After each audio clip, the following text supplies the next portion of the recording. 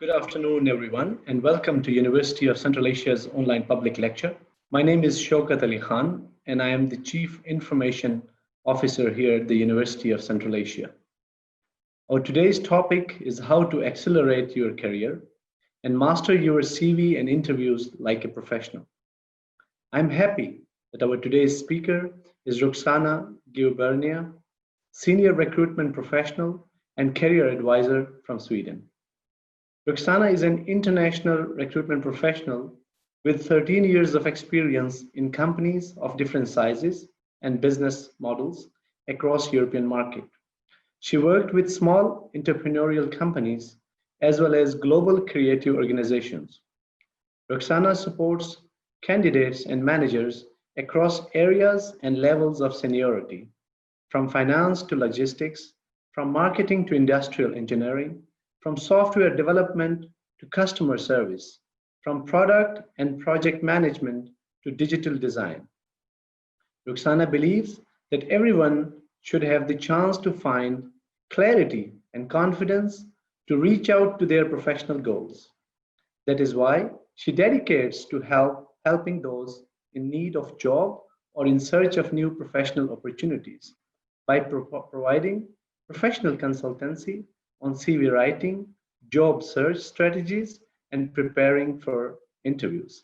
Please welcome Roxana Giubernea. Thank you. Thank you so much. I'm really excited to be here and honored in the same time. Great. So today we will talk about how you should prepare your CV, some things that you should take into considerations, and also how to prepare for interviews and how to approach an interview before, during, and after it. I'm going to share my screen in order for you to be able to see the presentation that I prepared for today. Roxana, it would be great if you can do a little bit loud. Yes, indeed. We can see your screen now. Perfect. Excellent. So just briefly about myself, as already mentioned, I'm doing this for 13 years, working as an international recruitment specialist with candidates across Europe and Middle East and Africa, with companies from several industries. These days, I'm also doing career coaching for specialists looking for jobs across Europe. And I'm not going to emphasize more on this. You can just take a look on my LinkedIn page or on my Instagram page where I share also some insights regarding how to approach a CV or interviews.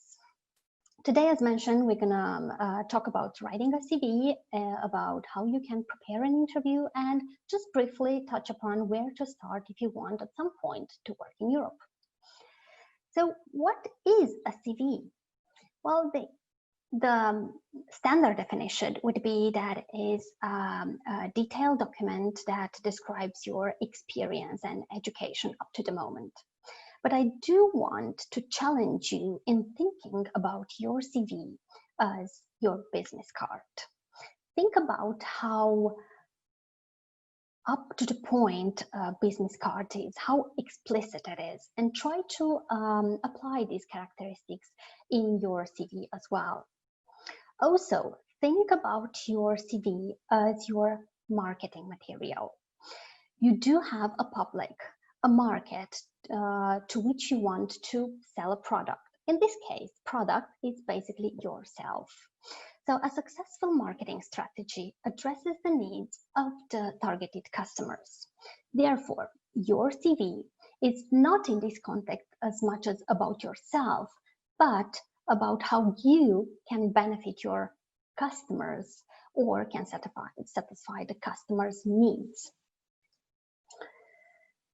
There are a few things that I would like you to consider even before starting to write your resumes. Think about what is your CV objective? Why are you even writing your resume? Well, the CV objective usually is to catch the attention and interest of those who are reading your CV, to get them excited about getting to know you and obtain an interview invite. But who exactly is your audience? In general, an audience for a CV are recruiters and hiring managers. Now here I want you to consider a few things. These people are usually very busy. They have little to almost no time to spare. And also they usually have lots of other people competing for their attention. So what that means to you?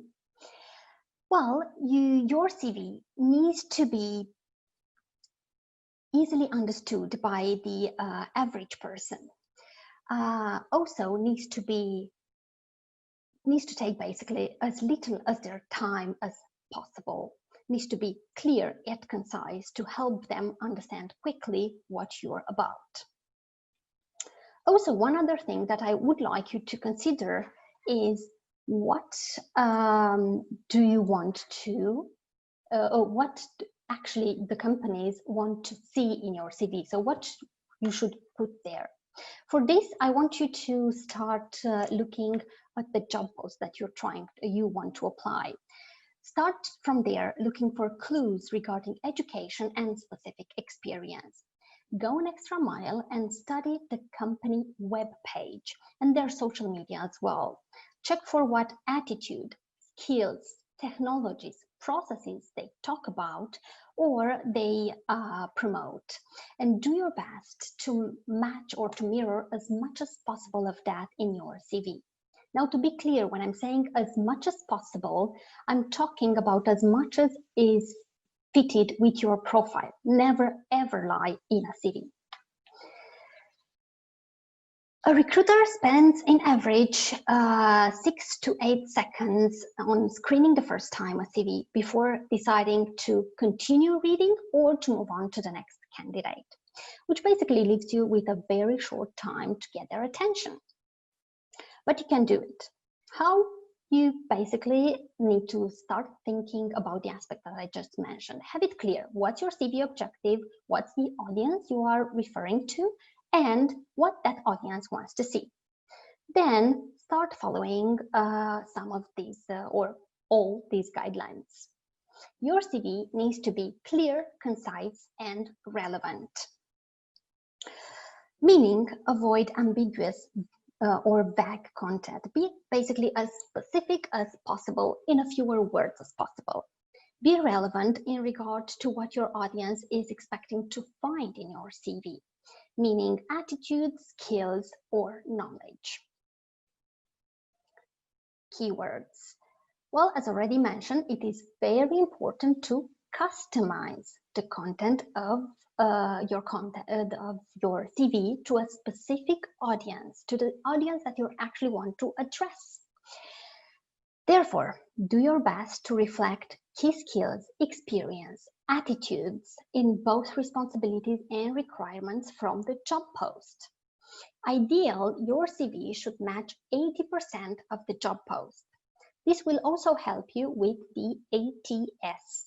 ATS is short for Applicant Tracking Systems, which are basically the databases where companies are managing their recruitments and their candidates.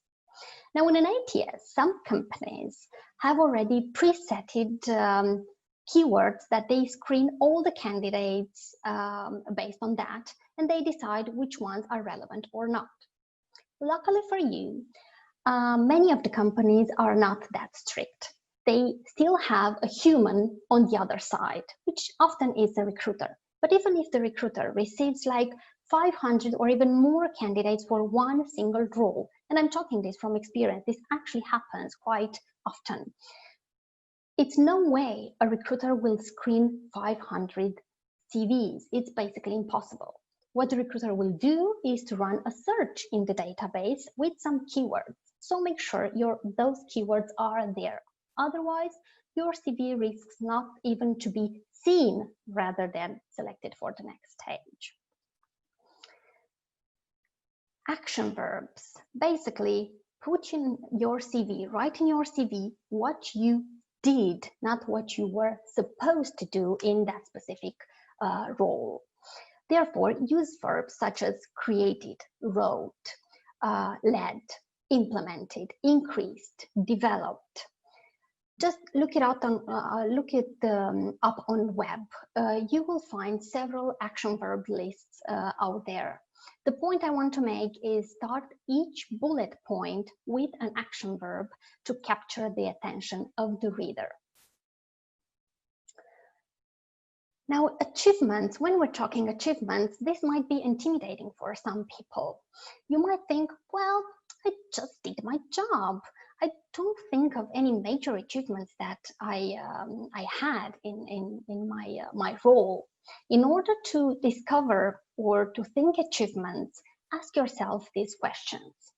How do I know I've done a good job? How my manager knows I've done a good job? How did I make or save money for my company? And you don't need to be in a role that is connected somehow with finances to save or make money.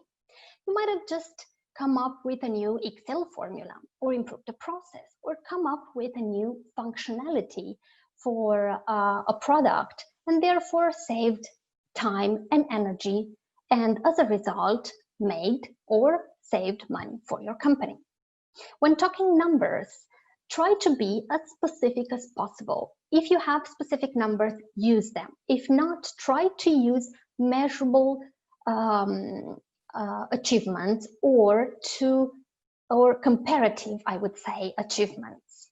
For example, you should be specific in terms of from where to where you have increased, for example, a sales pipeline. Like I increased, I sold up to $1 million portfolio starting from scratch. This shows the level of your success. Thinking about all these aspects that I just mentioned, let's say, just to give you an example, instead of, for example, saying responsible for business strategy and development and company's portfolio, be more precise and say increase the number of European customers with 25% by creating and implementing a new business strategy program. That's more specific, starts with an action verb, increased, and talks numbers. Now moving further, consistent format. In a nutshell, try not to vary too much with font size. Different patterns such as bold, no bold, underline, italic patterns, as well as with shapes and colors. Unless you are a creative professional and you are educated in that sense, just try to keep it as simple as possible, because if you play too much with this, it can be distracting for the reader. And your CV does need to be easy on the eye, very easy to be screened from one corner to another for the first time. I only have one other thing that I would like to add here, which is leave also some white space. The general image of your CV needs to be of structure and harmony. A CV that has almost no white space, that is suffocated with data, will most likely not have the desired effect and will not get you an interview probably. Read your CV carefully, word by word, several times. Give your CV to 2 or 3 other people, like family members or friends. Ask them for feedback regarding both writing mistakes or how you expressed things, but also ask them how easy it was for them to understand your content and format. Again, as I mentioned earlier, it is better to have a harmonious look with a content that is easy to be screened and understood than to compress a complex, a large amount of data in a limited space. So for seniors and managers, it is absolutely okay to have 2 or even 3 pages of resume if the content is relevant. Now, regarding being relevant, use your better judgment to think if the experience you had 15 years ago is or not relevant for the job you're applying today. To make sure the content you're working on and you work so hard in putting together gets in the shape or in the form that you want to the reader, just send it as a PDF. Avoid sending documents, as those can be scrambled by different computers or softwares. And as well, never ever send a document that cannot be processed, like the data cannot be copied, for example, or taking the data from it by the database. Great, but how about if you are still a student or a fresh graduate and you don't have much experience? What you should do? Well, there are still things that you can do to improve your candidacy and to make it stand out. Start writing, for example, about extracurricular or voluntary activities. Can be any kind of voluntary activity to any humanitarian cause. Can be being part of a students' organization or an NGO. My advice here is to give like a proper job title to that activity and to describe briefly in like 1 to 3 bullet points what you did there, considering all the aspects that we just discussed. If you're wondering like, what's the job title that I can use? You can use something like event organizer, for example, if you organize this type of events that we are now here, for which we are now here, or you can be a finance specialist if you manage finances, or you can be a sponsorship representative if you went out to companies to get sponsorship contracts. Can be anything. Write about internships. Basically, any experience in a real organization needs to be mentioned. Some might help you more with the job you're applying, or some might help you less or not that much. However, all will show that you got involved and you learned something from each of those experiences. University activities can be from like day-to-day activities in university, like projects that you enjoyed the most, or can be maybe you help the IT person on campus with their tasks, or you might have been a professor's assistant in seminars for younger students. All these kind of activities can be mentioned if they are in some way relevant to the job you're applying to. As well, I do advise fresh graduates to take some space and talk about their final diploma project, especially if it's in the field in which you are applying to. Let's say you want to be a cybersecurity specialist and your bachelor degree project is in cybersecurity. You definitely need to take 3, 4, or even 5 lines to detail your project, your final project. Great, special awards and diplomas. Basically, if you have any awards from the university, student organization, or any other institution, mention those. As well, diplomas in learning new skills, maybe a new programming language or a new foreign language or accountancy skills or analytical skills. All these give kind of a context of your application and speak about your personality, skills, or abilities. If you are a creative professional, just list the link with your portfolio. Or if you are a software developer, you should have a GitHub page where you can put your work or the interests or the subjects that you're following. Or if you have publications, put them in your resume if they are relevant again. If you graduated with honors, definitely you should put that in your CV, as that speaks about your ambition and motivation. Especially if you're applying to a job outside of your home country, it's good to mention all the known languages, all the known foreign languages, but as well mention your native language. Interests and hobbies. These are usually especially important if they speak about, they relate in some way with the role you're applying to. So they show some sort of technical ability or affinity or soft skill.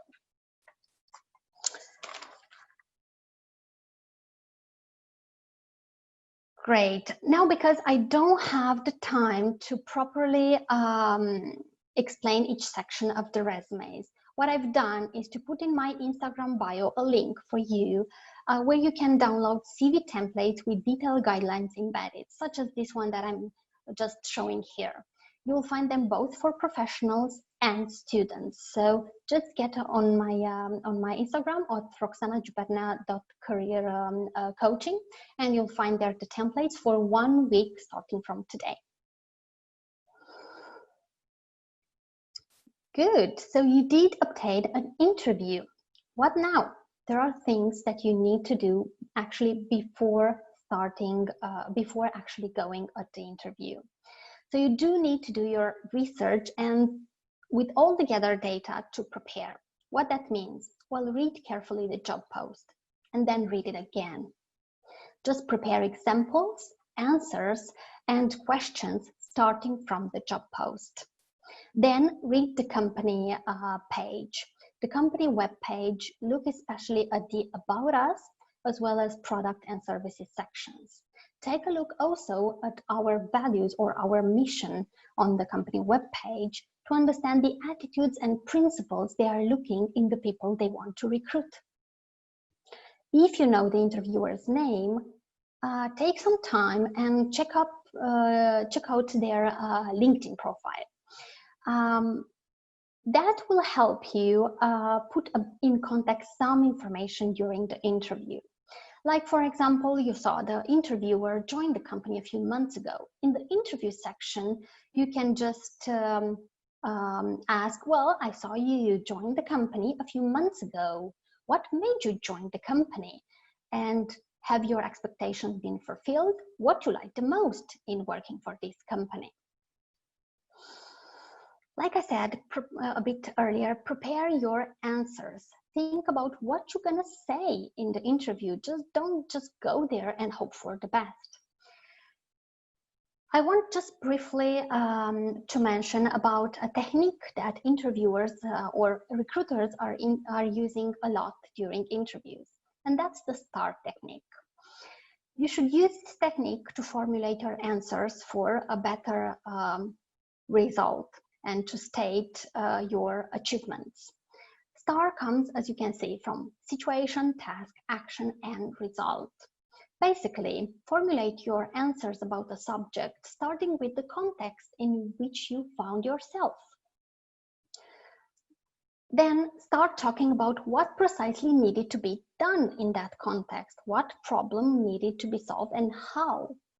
What actions have you actually took?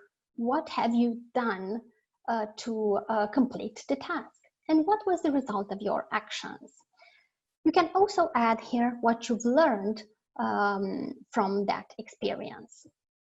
Besides the answers that you can prepare based on the job description, I would also advise you to think about these, just briefly about these 4 points, which is be prepared to talk about 1 or 2 relevant projects, either from your university times or from your actual experience, or examples of projects from your internship times.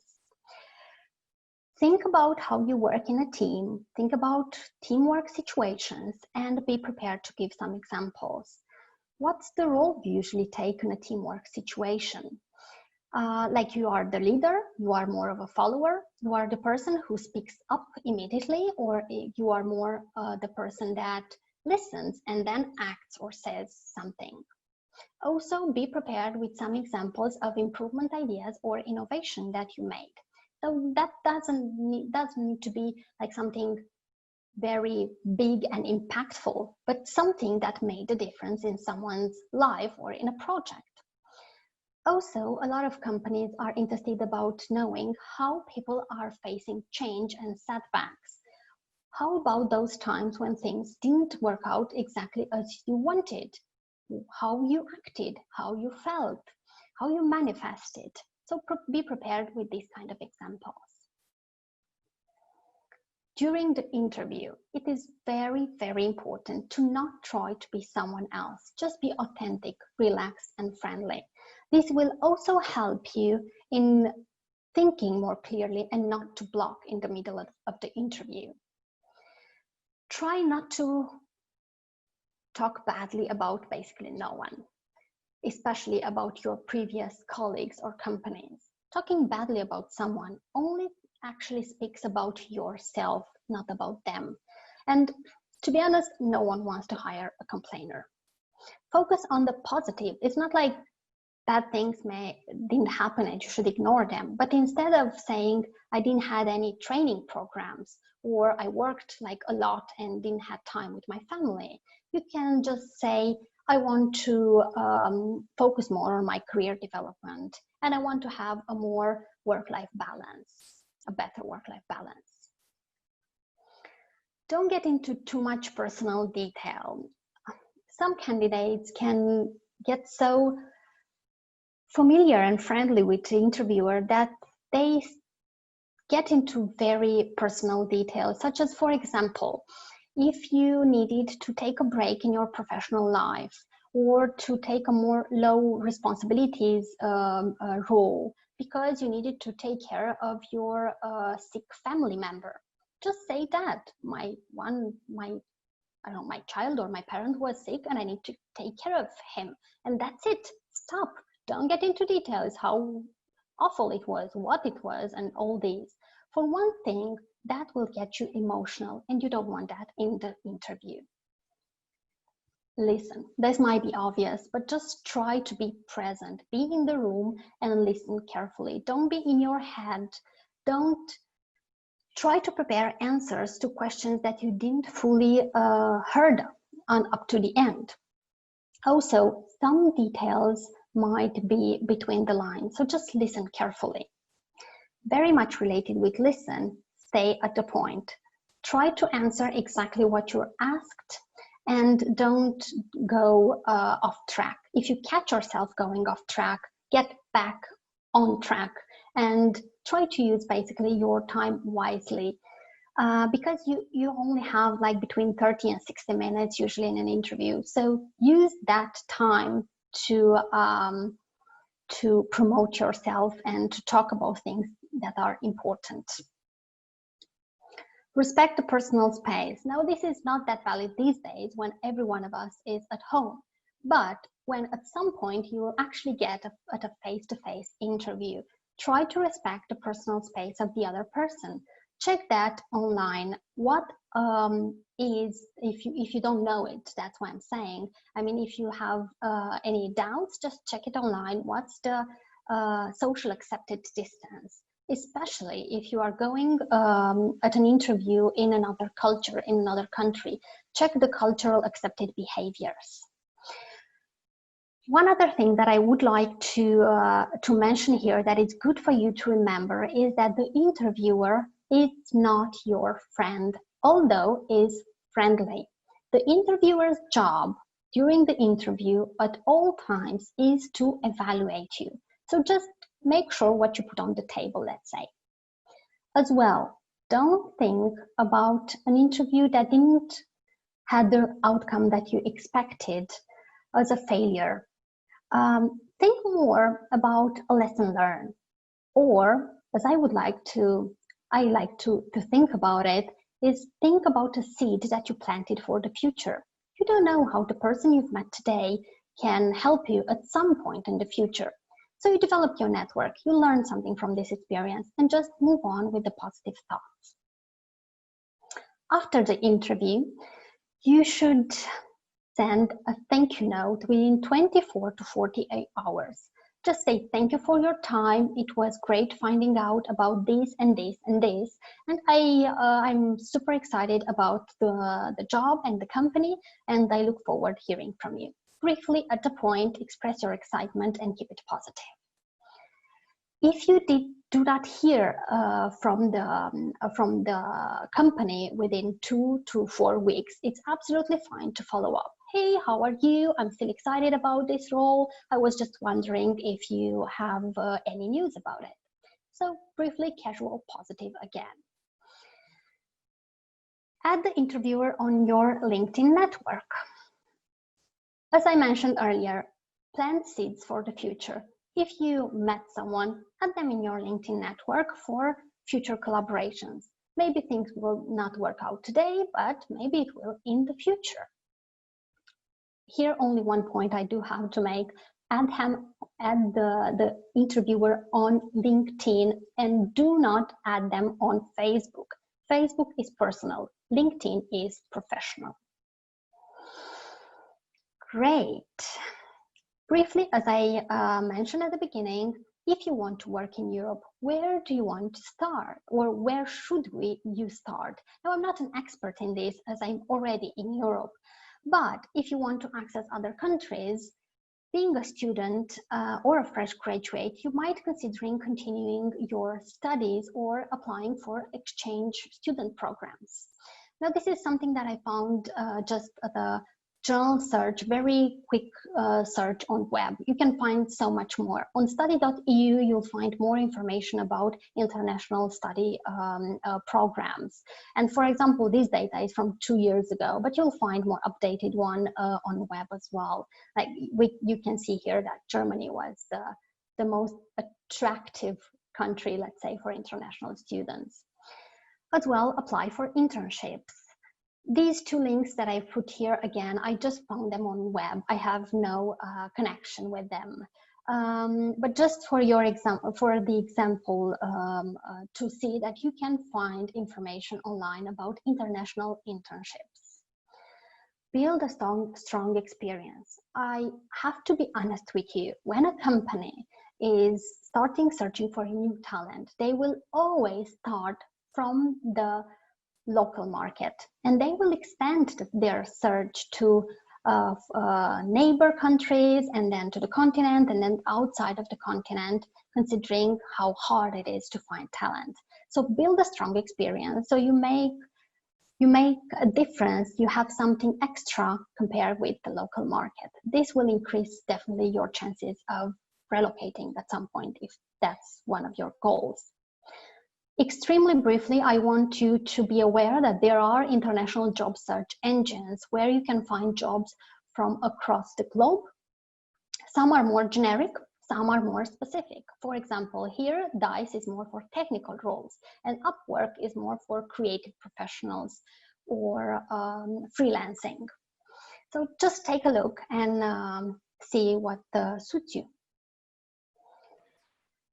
Take you. That was it. Thank you very much. And don't forget to take the templates from my Instagram page. You'll find a lot of good guidelines there.